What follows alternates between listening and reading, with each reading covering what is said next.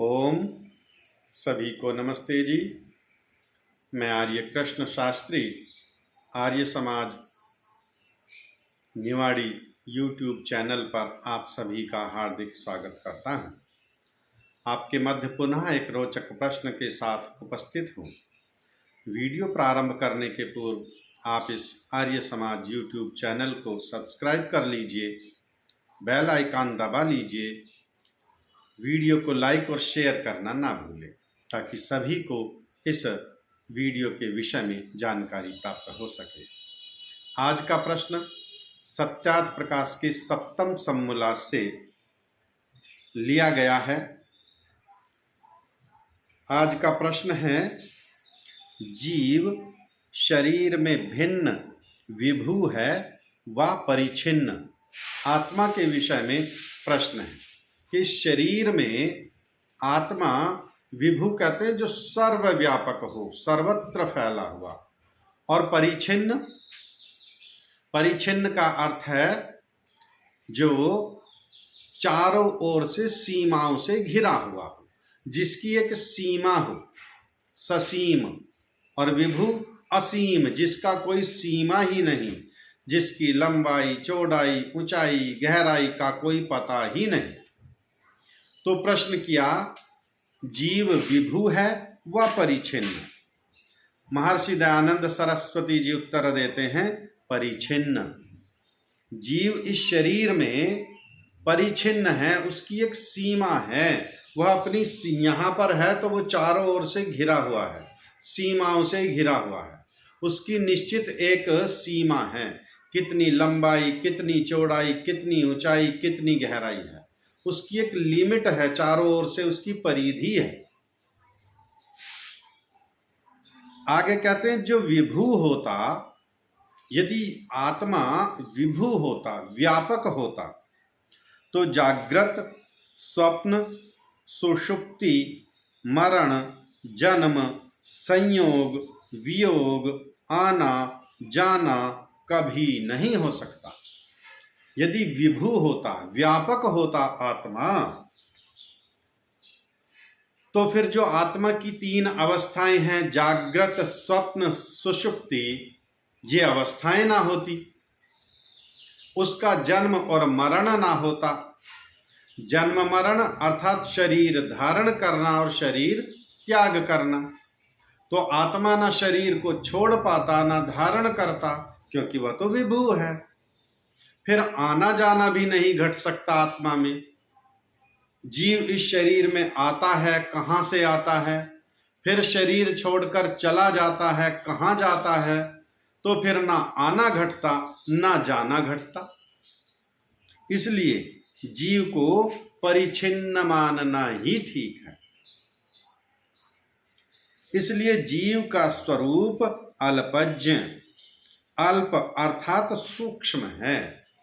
जीव का जो स्वरूप है वह अल्पज्ञ है, ज्ञान है उसके अंदर, लेकिन बहुत न्यून है और सूक्ष्म है। कितना सूक्ष्म है कि वो इन आंखों से दिखाई ही नहीं दे सकता। उसको आत्मा के स्वरूप को देखने के लिए अष्टांग योग के मार्ग पर चलकर समाधि में पहुंचना होगा, तब आत्मा को जाना जा सकता है, तब उसको देखा जा सकता है। लेकिन हाँ, इतना यहाँ पर अवश्य कहा कि वह अल्प अर्थात बहुत अधिक सूक्ष्म है, और परमेश्वर अतीव सूक्ष्मात सूक्ष्मतर। परमेश्वर कैसा है? परमेश्वर इस जीव से भी सूक्ष्म है। वह परमेश्वर सूक्ष्म से सूक्ष्म और बड़े से बड़ा, अनंत। परमेश्वर कैसा है? अनंत है, उसका कहीं कोई अंत ही नहीं है। सड़क है, एक रोड जा रही है, कितनी लंबी सड़क बनाओगे?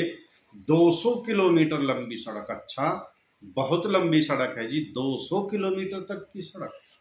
इस नदी की लंबाई कितनी है? गंगा जी की लंबाई कितनी है, जो हिमालय पर्वत से निकल करके और बंगाल की खाड़ी तक पहुंचती है, समुद्र में जा मिलती है, कितनी लंबाई है। यमुना नदी की लंबाई कितनी है, बड़ी बड़ी नदियों की लंबाई नापी जा सकती है, एक देश से दूसरे देश की दूरी नापी जा सकती है। परमेश्वर का कोई नापतोल किया ही नहीं जा सकता, अनंत है, उसका कहीं अंत ही नहीं होता। कहाँ से आरंभ हुआ और कहाँ पर समाप्त हुआ कोई जान ही नहीं सकता। इसलिए उसका ना कहीं से प्रारंभ है और ना कहीं पर अंत है। इसलिए वह परमेश्वर कैसा है, अनंत है और सर्वज्ञ है। परमेश्वर कैसा, सर्वज्ञ है। जीव कैसा, अल्पज्ञ है, अर्थात इसका ज्ञान न्यून है, यह बहुत थोड़ा सा जानता है, फिर अपने ज्ञान को बढ़ाता है। और परमेश्वर सर्वज्ञ है। सर्वज्ञ अर्थात सब कुछ जानने वाला, भूत भविष्य और वर्तमान को जो यथावत जानता है, प्रत्येक घटना को यथावत जानता है, उसका नाम सर्वज्ञ है। इस सर्वज्ञ को और ठीक से समझने के लिए आप पूर्व में जो हमने एक वीडियो YouTube चैनल पर अपलोड किया हुआ है, आप उस वीडियो को देखिए। क्या ईश्वर भविष्य की बातें जानता है? इस शीर्षक से जो वीडियो है वहां इस सर्वज्ञ शब्द को खोला गया है, तर्क और प्रमाणों के साथ। वहां वेद के प्रमाण भी दिए गए हैं, तो आप उस वीडियो को अवश्य देखिए। सर्वज्ञ और सर्वव्यापक स्वरूप है। सर्वव्यापक अर्थात विभु, अर्थात ऐसा कोई स्थान नहीं जहां पर परमेश्वर ना। यजुर्वेद अध्याय 40 मंत्र संख्या 1। ईशावास्यम इदं सर्वं यत्किंच जगत्याम जगत। इस संसार में, इस ब्रह्मांड में जो कुछ भी है वह सब परमेश्वर से ही आच्छादित है, वह सब परमेश्वर से ही ढका हुआ है। अर्थात इस सारे ब्रह्मांड में परमेश्वर समाया हुआ है, इसलिए उसे कहते हैं सर्वव्यापक। वह परमेश्वर सर्वव्यापक है। और जीव आत्मा कोई शरीर में एक स्थान विशेष पर स्थित है और सीमाओं से घिरा हुआ है, परिच्छिन्न है। इसलिए जीव और परमेश्वर का व्याप्य व्यापक संबंध है।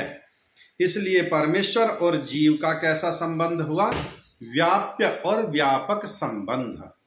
व्याप्य कहते हैं जो जिस चीज के अंदर समा जाए, और व्यापक जिस में समा जाए। जैसे उदाहरण लेते हैं, एक टब भरा हुआ है जल का टब भरा हुआ है,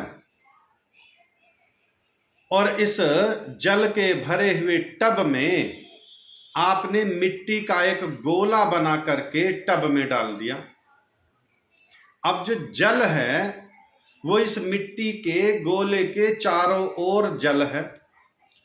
अब इस मिट्टी के गोले के अंदर भी वह जल प्रवेश कर जाएगा, तो जल इस मिट्टी के गोले के अंदर बाहर सर्वत्र व्यापक हो गया, और ये मिट्टी का गोला जल के अंदर व्याप्य हो गया और जल व्यापक हो गया।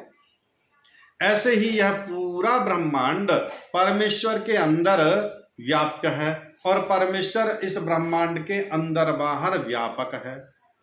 ये जीवात्मा अत्यंत सूक्ष्म होने से परमेश्वर के अंदर व्याप्य है, और परमेश्वर व्यापक है, वह इस जीवात्मा के अंदर बाहर सर्वत्र व्यापक है।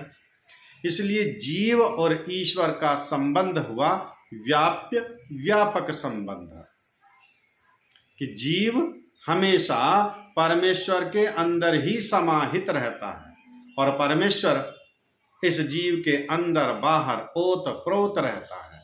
इसलिए वह सर्वव्यापक है, और जीव परिच्छिन्न है, एक देशी है, ससीम है, और वह परमपिता परमात्मा सर्वव्यापक है, विभु है। शीघ्र ही आपके मध्य एक और ऐसे ही रोचक प्रश्न के साथ उपस्थित होंगे। तब तक के लिए सभी को नमस्ते जी, सभी का धन्यवाद।